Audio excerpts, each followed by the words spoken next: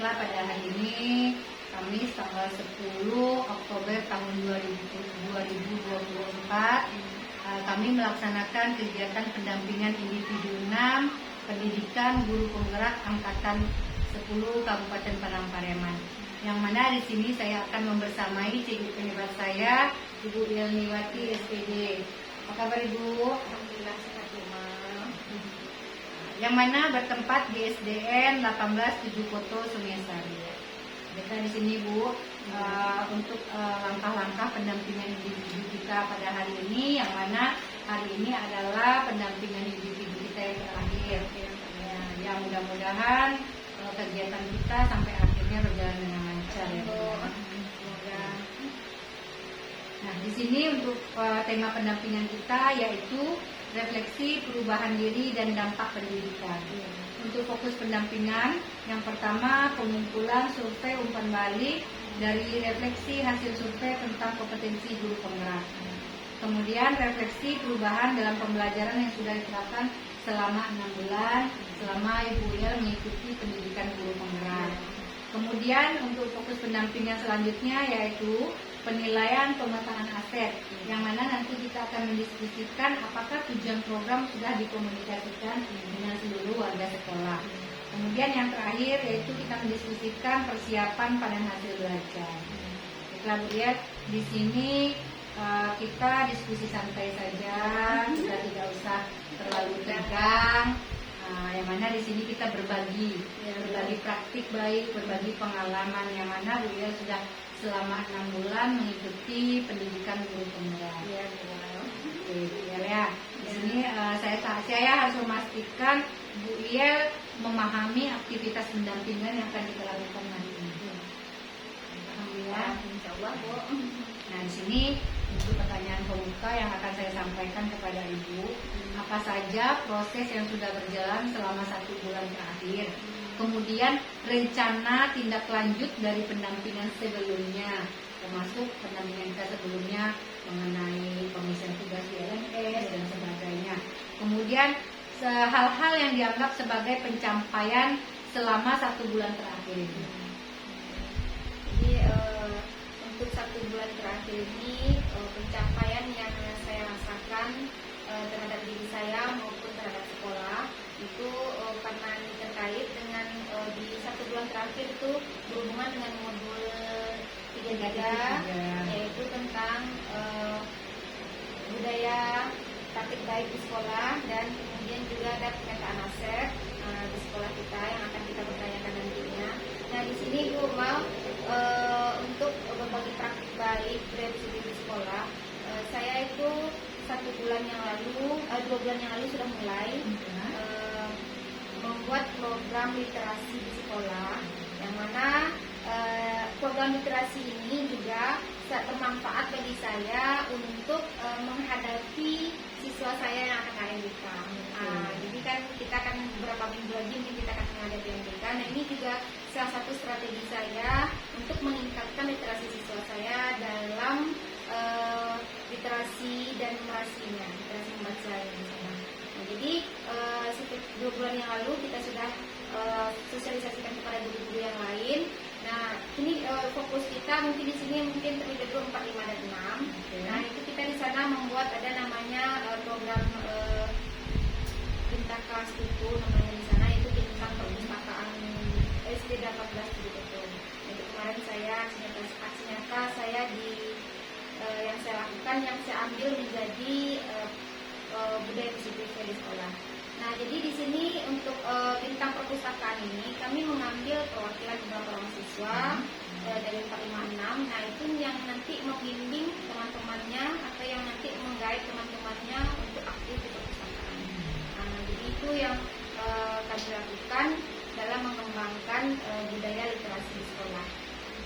Kemudian para siswa yang kami tunjuk ini sebagai bintang perpustakaan ini, selain menjadi temannya di kelas, nah juga si adik-adiknya di kelas 1, 2, dan 3. Nah, karena untuk sarananya kebetulan perpustakaan kami alhamdulillah ada, dan untuk buku-buku juga itu lumayan banyak dan beragam. Nah, setelah kami identifikasi buku-buku di perpustakaan kami itu sudah bisa memenuhi kompetensi masing-masing peserta didik, mulai dari kelas 1 hingga kelas 6, karena memang beragam. Untuk kelas 1 tingkat literasinya yang masih sederhana, nah itu juga ada. Nah memang kita kemarin juga dapat bantuan buku lumayan banyak, ya. Jadi kami rasa untuk pemenuhan literasi membaca siswa kita di sekolah itu sudah tercukupi. Nah jadi dengan program ini kami berharap literasi siswa kami di sekolah ini itu meningkat, dan juga nanti imbasnya nanti ke siswa saya, nah khusus kelas 5, nah itu bisa meningkatkan nilai NIK saya untuk tahun ini, Bu. Ya mencapai nomor pendidikan sekolah ya. Luar biasa sekali ya, Bu ya.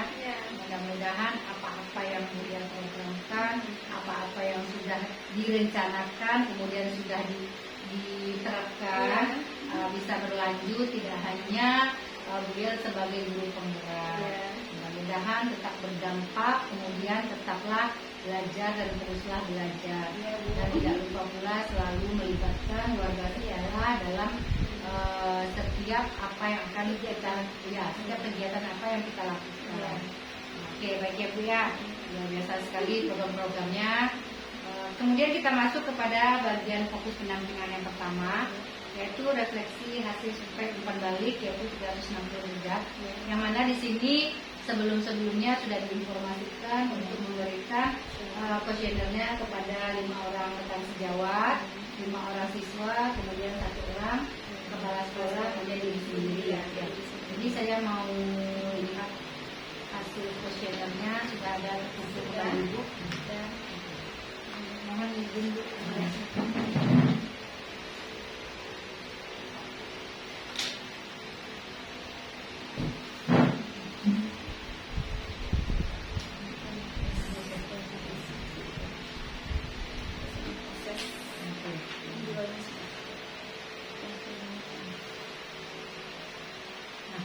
Ya, untuk lembar setiap pertanyaan sudah terkumpul kembali.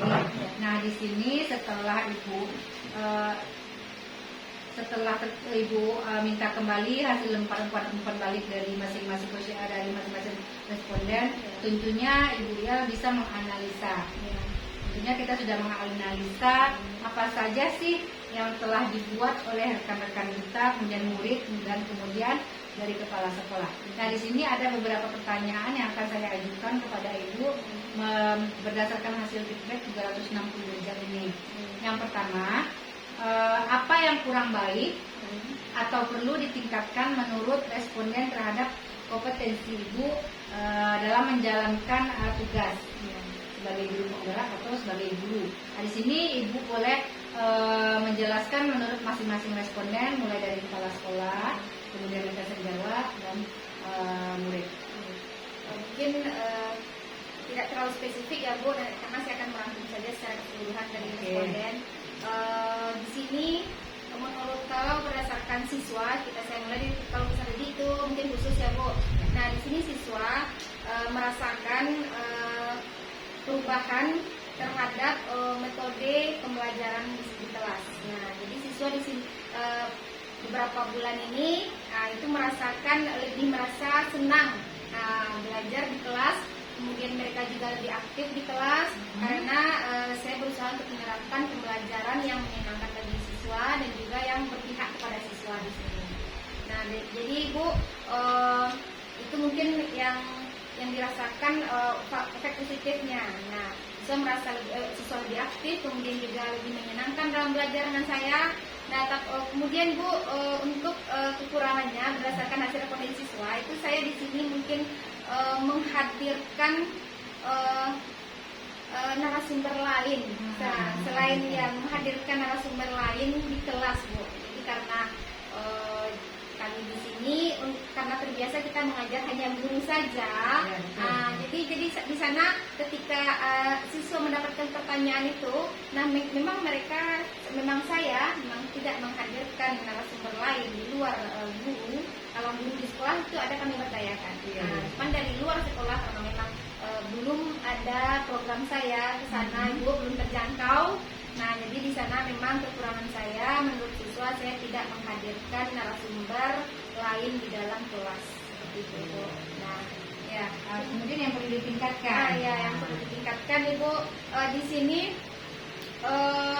untuk penggunaan media media pembelajaran, mungkin di sini saya masih berusaha belajar menggunakan ini media yang digital. Digital, ya. Jadi di sini untuk media manual itu mungkin sudah biasa anak-anak kan. Jadi mereka ingin lebih banyak lagi saya menggunakan media digital. Nah, ya, seperti Quizzes, kemudian ada apa lagi namanya? Animasi. Ya. Itu jadi mereka ingin di sini saya juga ingin lebih meningkatkan lagi kemampuan saya dalam menggunakan ini IT ya. Nah, di sini apa rencana Ibu yang akan Ibu lakukan sebelumnya mengenai kompetensi guru penggerak yang harus dimiliki? Tentunya Ibu tahu poin-poin kompetensi guru penggerak. Jadi Apa rencana Ibu ke depannya? rencana saya kalau untuk meningkatkan kompetensi terkait dengan kompetensi guru ini, jadi yang pastinya saya ingin memperbanyak lagi mengikuti pelatihan-pelatihan, Bu. Pelatihan-pelatihan baik yang dilakukan secara daring maupun secara luring. Ya, jadi saya lebih ingin aktif lagi mengikuti kegiatan-kegiatan seminar atau webinar seperti itu, Bu. Oke. Nah, di sini siapa yang dapat Ibu libatkan untuk meningkatkan kompetensi guru penggerak yang harus dimiliki oleh Ibu? Itu pertama sekali itu pasti rekan sejawat kita di sekolah ya, Bu, ya. Rekan kami guru-guru itu saya sangat butuh dukungan sekali dari rekan teman saya, karena di sini memang sehari-hari kita tidak lepas komunikasi hubungan kita dengan guru. Jadi paling utama sekali memang dari guru, karena saya di sini selama pendidikan CDP juga di sini saya sangat banyak sekali dibantu oleh guru-guru dalam melengkapi berbagai tugas kita, Bu, karena kita berkolaborasi di sini. Karena itu tujuan poin penting kita juga dalam guru penggerak adalah kita harus mampu berkolaborasi dengan rekan sejawat kita. Poin utama itu. Iya. Nah, kemudian juga dukungan dari kepala sekolah, Bu, juga itu sangat membantu saya, yang sangat saya harapkan sekali demi kemajuan peningkatan kompetensi saya, karena untuk mengikuti kegiatan-kegiatan pengembangan kompetensi di luar sekolah itu otomatis kita butuh izin dari kepala sekolah kita. Nah, kita juga butuh dukungan itu yang sangat penting sekali dari kepala sekolah kita, Bu. Kemudian lagi juga dukungan dari keluarga mungkin, Bu. Ya, karena alhamdulillah dengan kesibukan ya yang luar biasa juga dia dijalani selama beberapa bulan ini, keluarga tetap mendukung. Ya, mudah-mudahan berjalan sesuai dengan yang harapkan, tidak ada hambatan, kemudian aman, nyaman, tentram dan tenang. Amin, semoga ya, Bu. Kita masuk ke fokus pendampingan yang kedua, yaitu perubahan dalam pembelajaran. Nah, di sini terkait dalam pembelajaran Ibu selama 6 bulan mengikuti pendidikan guru penggerak.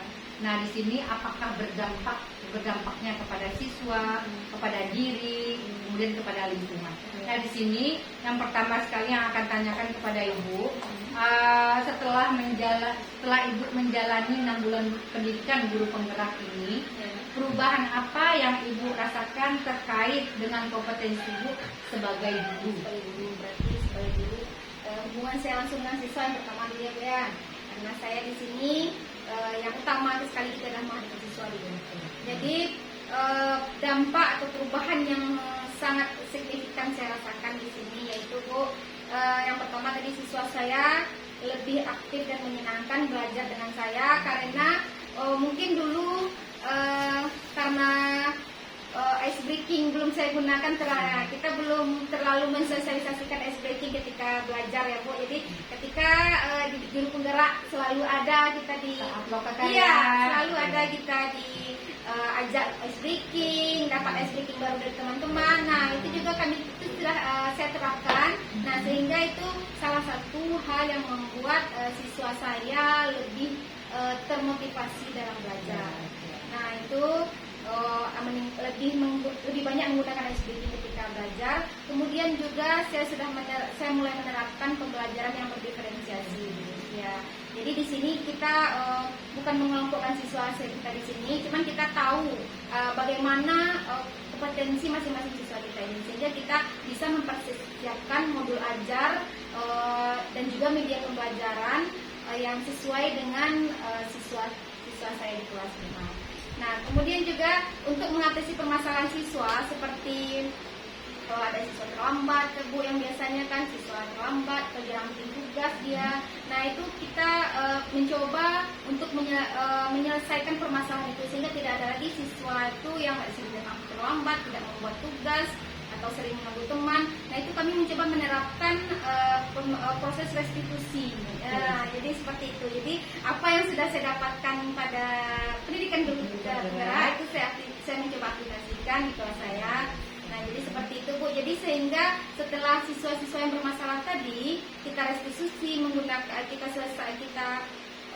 lakukan restitusi terhadap mereka. Nah, itu karena itu menimbulkan kesadaran dari diri mereka sendiri. Nah, alhamdulillah itu sudah ada perubahannya. Ya, seperti itu. Jadi apa-apa pembelajaran yang dibahas selama pendidikan guru penggerak memang betul-betul diterapkan. Nah, jadi kalau memang benar-benar sudah Ibu yang terapkan, pastinya ada rasa di hati. Nah, kemudian di sini nyambung ke pertanyaannya nih, Bu. Apa saja hal yang membuat perjalanan Ibu selama 6 bulan ini cukup memuaskan? Ungkapan yang dari tadi itu sambungannya. Tapi di sini karena berkat bimbingan PP hebat saya juga. Terima kasih. Jadi kemudian dukungan dari rekan sejawat, sehingga proses pendidikan guru penggerak saya selama 6 bulan ini, jadi saya merasa sangat puas, Ibu, sangat puas dan bahagia juga karena apa yang sudah saya pelajari selama 6 bulan ini tidak sia-sia.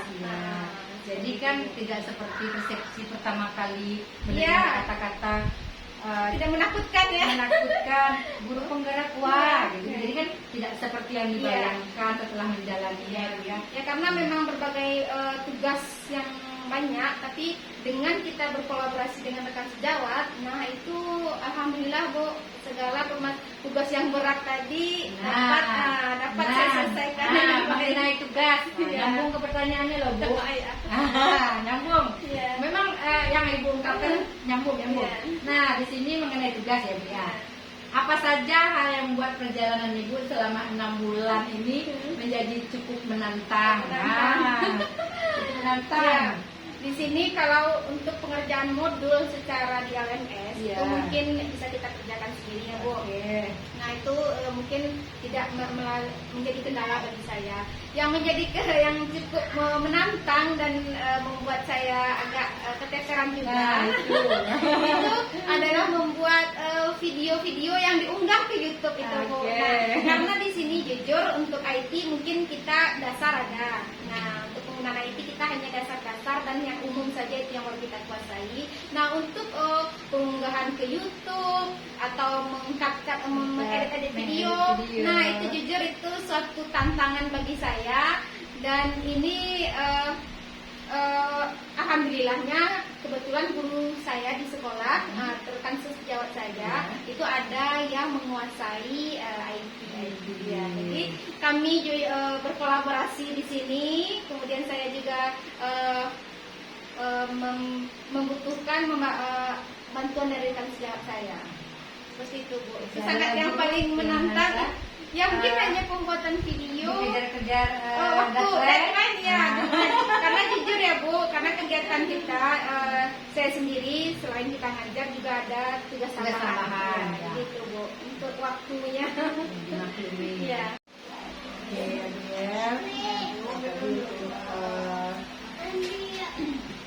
Fokus pendampingan kita untuk perubahan dalam pembelajaran yang banyak sekali teman-teman yang dijelaskan.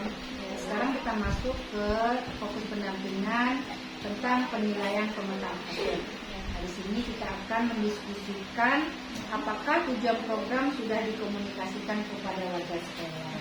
Sudah beberapa waktu yang lalu itu saya sudah melakukan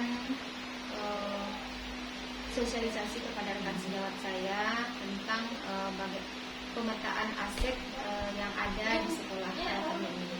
Oke. Nah, jadi di sini dalam ibu mensosialisasikannya, siapa saja aktor yang ibu libatkan dalam proses pemetaan aset tersebut?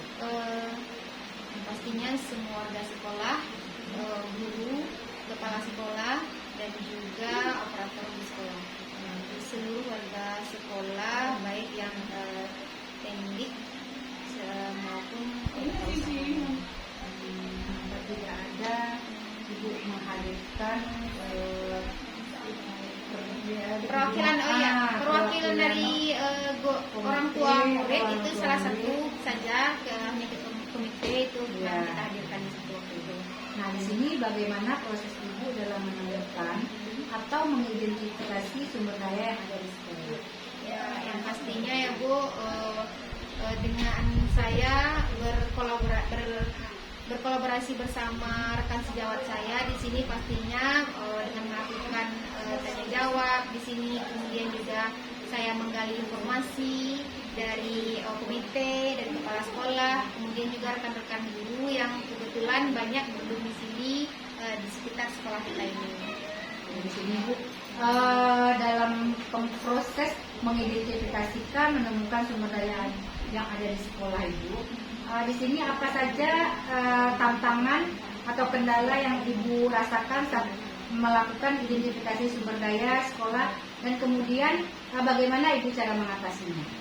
Jadi seperti ini ya Bu, dalam melakukan sosialisasi kemarin itu yang menjadi sedikit kendala bagi saya di sini karena sebagian kecil masih ada rekan sejawat saya yang belum memahami apa-apa saja yang termasuk kepada aset di sekolah itu.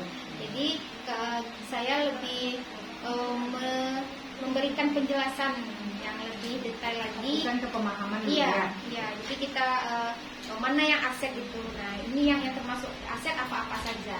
Nah, di sini selama ini pemahaman kita mungkin yang kepada aset itu hanya hal-hal yang berbentuk secara finansial. Nah, jadi seperti itu.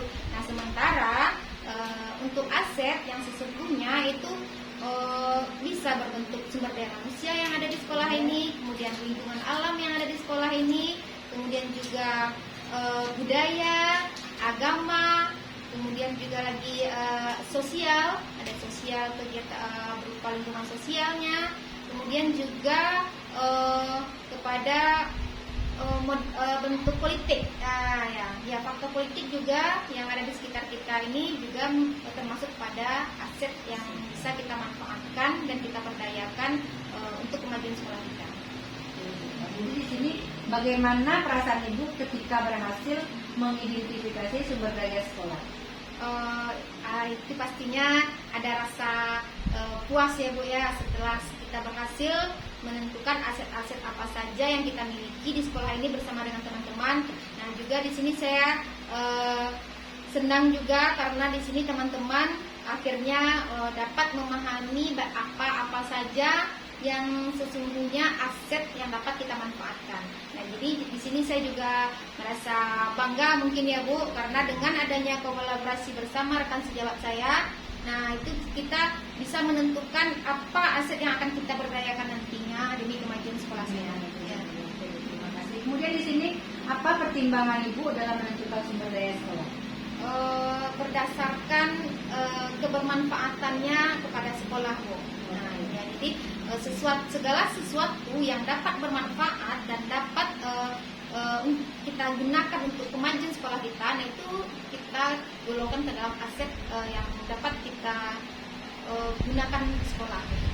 Kemudian apa ada hal-hal lain yang Ibu rasa bisa dijadikan sumber daya sekolah belum ditemukan Ya. dalam proses yang sudah berlangsung? Ya Bu, itu terkait dengan lingkungan sosial yang berhubungan dengan dunia usaha di situ, ya. Jadi karena memang untuk dunia usaha yang ada di lingkungan sekolah kami ini, untuk menjalin hubungan kami di sini itu agak susah karena memang melibatkan tokoh luar. Nah, jadi membutuhkan juga proses yang lumayan rumit karena kita juga harus bikin MOU-nya dengan dunia usaha tersebut, Ibu. Nah, jadi di sini mungkin itu aset yang belum terberdayakan dan belum bisa secara maksimal dimanfaatkan. Ya. Terima kasih atas penjelasan yang telah Ibu sampaikan. Di sini Bu, sebelum kita ke bagian penutup kegiatan, mohon izin untuk berdiskusi sedikit kepada satu orang perwakilan aktor yang terlibat dalam memeriksa pemahaman akan tujuan pemetaan dalam proses pemetaan aset yang ada di sekolah. Baik, Ibu. Mohon izin Bu, Ya. bisa dipanggilkan. Bisa persilahkan kepada Ibu Bayi Rizal. Ya. Di sini saya. Ya, nggak apa-apa Bu. Nggak apa-apa. Iya, lanjut. Mohon izin Bu. Oh ya. Maaf ya Bu ya, mengganggu waktunya Bu. Ya, mohon izin sedikit mengganggu waktu Ibu. Saya dengan Ibu siapa Bu? Saya Bayi Rizal Bu. Nah, di sini dalam penyelesaian tugas TGP saya dalam pendampingan individu 6. Jadi di sini mengenai penilaian pemetaan aset yang ada di sekolah. Jadi di sini Ibu sebagai aktor yang terlibat dalam proses pemetaan aset. Jadi saya ingin berdiskusi sedikit sama Ibu, hanya sedikit ya Bu ya. Kita berdiskusi santai saja, jangan ada Tegang, ya. kecemasan ya Bu ya. Dan pas juga ya Bu ya. Jadi di sini demi kelancaran kegiatan TGP saya, mohon izin mengganggu waktunya Ibu ya. Nggak apa-apa Bu. Nah, dan Bu di sini ada beberapa buah pertanyaan yang akan saya ajukan kepada Ibu mengenai pemetaan aset dan proses yang terjadi. Yang pertama di sini, bagaimana proses Ibu dalam menemukan atau mengidentifikasikan sumber daya yang ada di sekolah? Oh, mengidentifikasi ya sebenarnya. Nah, Bagaimana proses? ya karena kami sudah ada pemberitahuan atau sosialisasi dari Bu Il kepada sekolah, dari tim guru, sehingga kami telah mengetahui berbagai macam aset, bentuk aset yang ada di sekolah kita ini. Nah, sebelum ada sosialisasi, kami hanya mengetahui bahwa sekolah kita ini hanya memiliki aset itu guru, siswa mungkin, atau sarana. Ternyata setelah adanya sosialisasi dari Bu Il sebagai guru TGP di sekolah kita, kami mendapatkan pengetahuan yang baru, wawasan yang baru mengenai berbagai macam aset yang terdapat di sekolah maupun di lingkungan kita. Nah, di sini Bu, dalam kita memetakan aset, kemudian dalam Ibu menemukan serta mengidentifikasikan sumber daya yang ada di sekolah, apa saja kendala dan tantangan yang Ibu hadapi saat melakukan identifikasi sumber daya sekolah. Kemudian bagaimana juga Ibu cara mengatasinya? Tantangan saat mengidentifikasi ya Bu. Jadi tantangan kami itu karena kami ini sebelumnya belum paham mengenai bagian-bagian aset itu. Jadi kami mengajar di sekolah ini yang kami ketahui bahwa guru lah sebagai modal utama ya untuk memajukan sekolah ini beserta siswa, kemudian didukung oleh sarana dan prasarananya. Jadi selama ini pengetahuan kami hanya sampai di situ saja. Setelah itu ya kami mengetahui bahwa lingkungan sangat memberikan dampak yang bagus untuk perkembangan dan kemajuan sekolah. Oke Bu ya. Jadi di sini bagaimana perasaan Ibu ketika berhasil menemukan mengidentifikasikan sumber daya yang ada di sekolah ini? Perasaan saya merasa ini hal yang baru, wawasan saya jadi bertambah. Kita merasa ada perkembangan Wawasan bertambah. Iya, wawasan pertama sehingga kita pengalaman. Jadi kita bisa memberdayakan hal-hal apa saja aset pendukung yang ada di lingkungan kita itu seharusnya bisa kita manfaatkan untuk kemajuan sekolah supaya adanya meningkat mutu pendidikan yang ada di sekolah kita. Seperti itu, Bu. Biasa sekali ya Bu ya. Nah kemudian di sini apa pertimbangan Ibu dalam menentukan sumber daya yang ada di sekolah? Oh, pertimbangan sumber daya ya, Ya. yang ada di sekolah ini ya. Pertama sekali pertimbangannya berdasarkan Kebermanfaatan terhadap sekolah ini mungkin. iya, bagaimana manfaatnya atau bagaimana itu kegunaannya bagi kemajuan sekolah kita ini, mungkin berdasarkan itu, Bu. Bagaimana sumber daya yang ada di sekolah ini bisa kita berdayakan? Iya, bisa. Oke, di sini ya Bu ya. Apakah terdapat hal-hal yang dapat dijadikan sumber daya sekolah yang belum Ibu temukan dalam proses yang sedang berlangsung? Oh, berarti pengembangan dari aset ini ya, Bu? Iya, betul. Yang belum kita temukan, tapi sedang berlangsung. Contohnya masih mungkin banyak ya Bu ya, kayak yang disebutkan Ibu ya tadi. Sama kita dengan sama Bu. Oh, mungkin kalau saya merasa ya betul dengan dunia usaha yang ada di lingkungan kita mesti kurang kerjasama kita dengan ayah. Karena selama ini kita menganggap bahwa itu bukan bagian dari sekolah ya. Karena kita menganggap aset adalah kekayaan sekolah. Iya. Selama ini pemahaman kita seperti itu.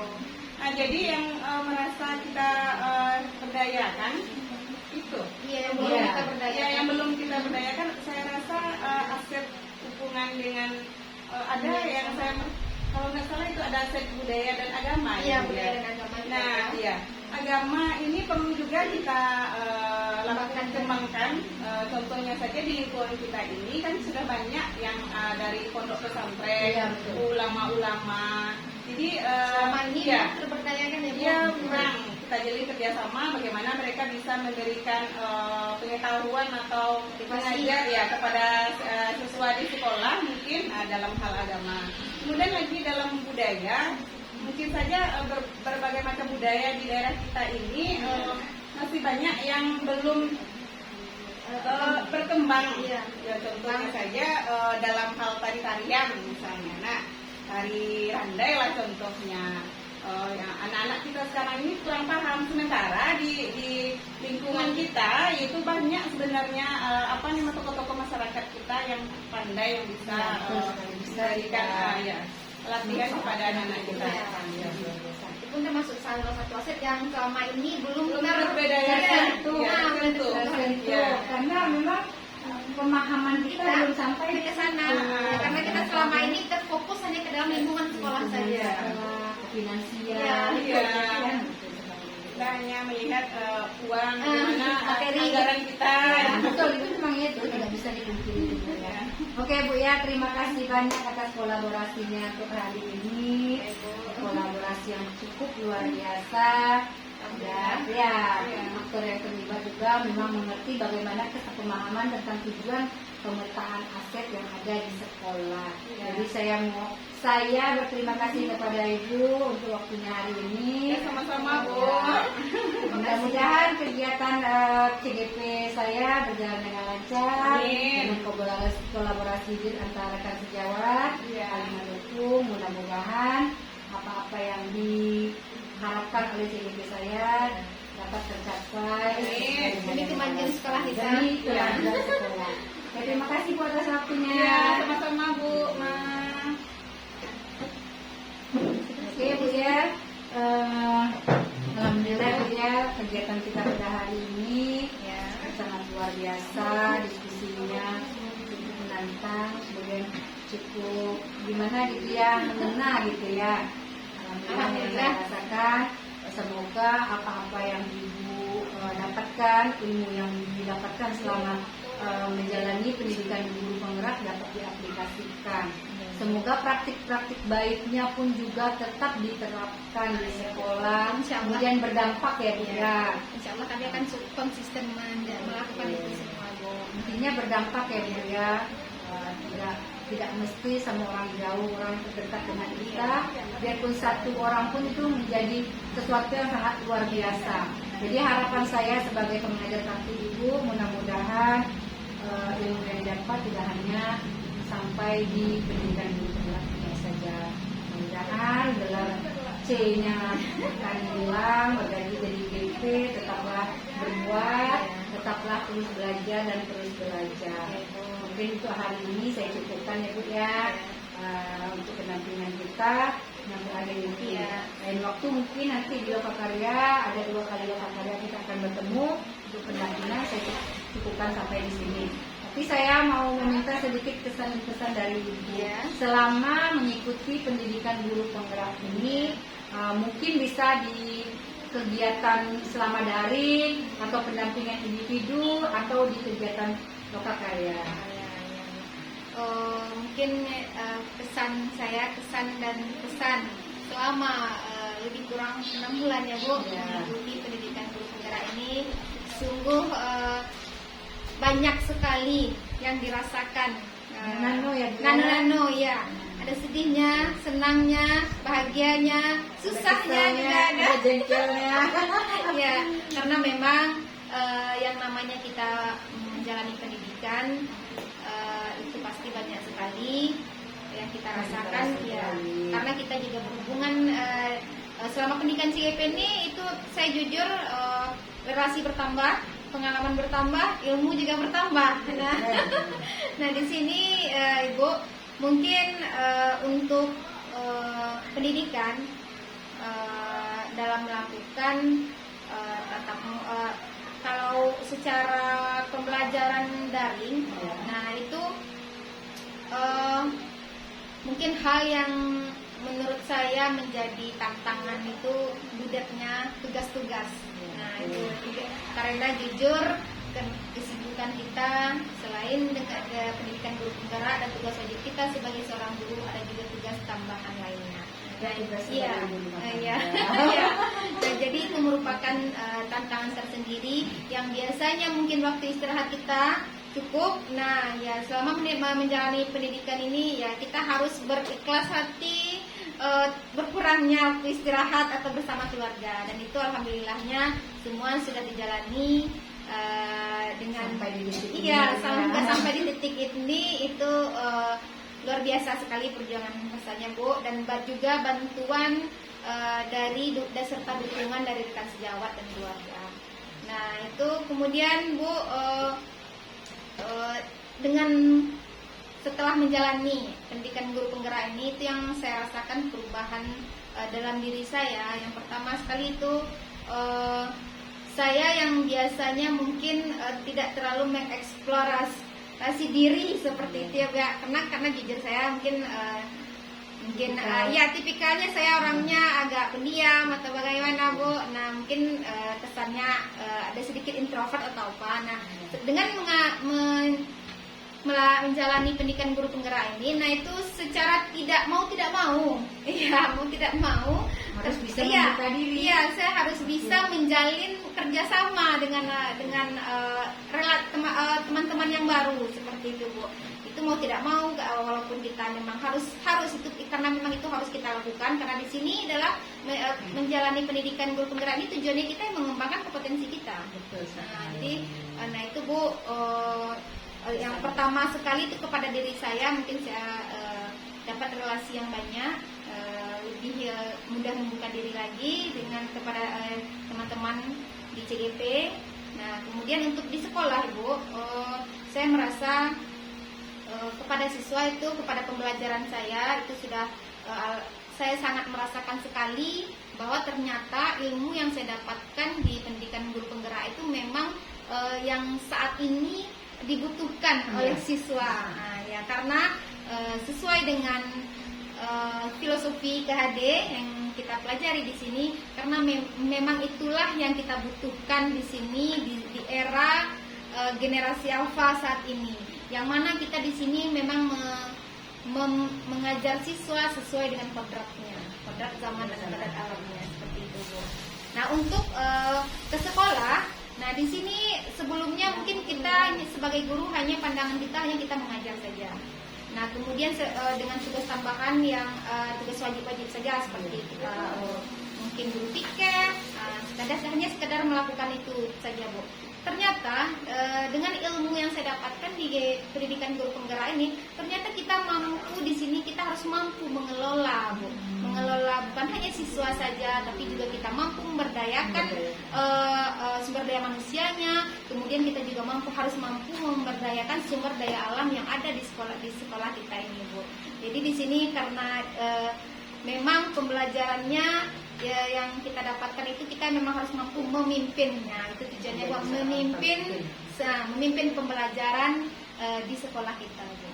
Itu intinya, puncaknya kita harus bisa menjadi pemimpin, Bu. Nah, sekali ya, ya. dan ini juga saya, semua hal ini mungkin berkat dukungan pendamping saya juga, guru pendamping hebat saya yang selama ini sudah dengan sabar membimbing saya dan juga memberikan mungkin pemahaman yang tidak saya ketahui sebelumnya. Nah, di sini pembimbing saya yang luar biasa dapat membimbing saya. Nah, itu sehingga apa yang menjadi kendala saya selama menjalani pendidikan ini, nah itu alhamdulillah dapat teratasi, ya, Bu. Terima kasih, Bu. Saya juga terima kasih kepada Ibu untuk waktunya hari ini. Untuk hari ini mungkin cukup sekian kegiatan pendampingan 6 kita ya, Bu, ya. Mudah-mudahan apa yang kita lakukan hari ini menjadi ladang amal buat kita, mudah-mudahan bermanfaat